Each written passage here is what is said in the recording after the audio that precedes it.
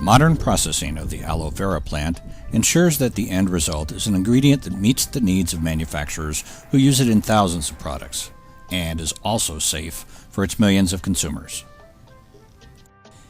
It probably comes as no surprise that many plants contain substances that are not safe for consumption.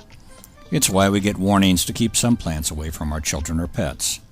In the case of the aloe vera plant, that substance is called aloin, an anthraquinone and powerful laxative, which is potentially harmful to humans at high concentrations, but which, during processing, is reduced to a very limited amount that complies with the standards established by authorities such as the International Aloe Science Council.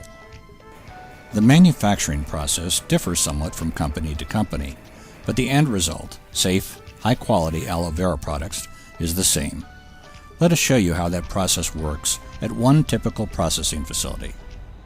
Early in the morning, near dawn, workers travel out to the aloe vera fields to a section that has been designated based on annual harvesting information. A specific number of the outermost leaves are trimmed off of the mother aloe vera plant using a very special technique that helps the plant to thrive and minimizes any risk of damage to the plant or the harvested leaves. The leaves are stacked as they go from plant to plant down the row and are then taken to a transport truck. When the truck is full, it goes directly to the manufacturing facility.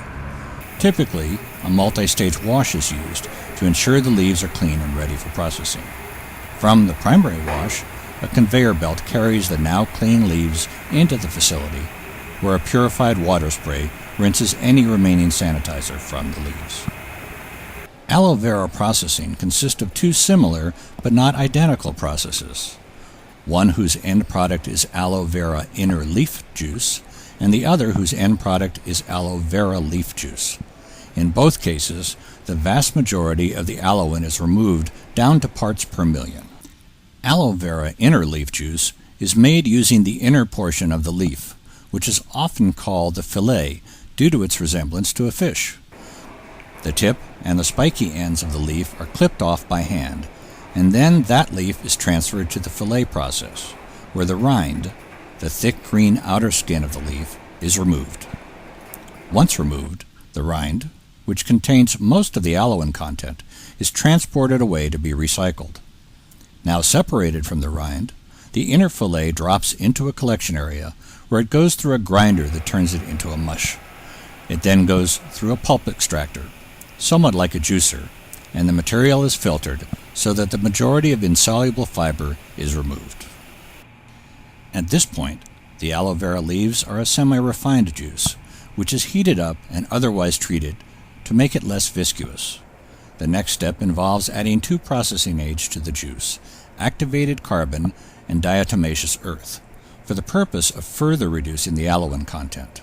The mix is stirred in a large tank for a specific period of time, after which it passes through a filter press, which, using pressure, creates cakes made of diatomaceous earth and activated charcoal.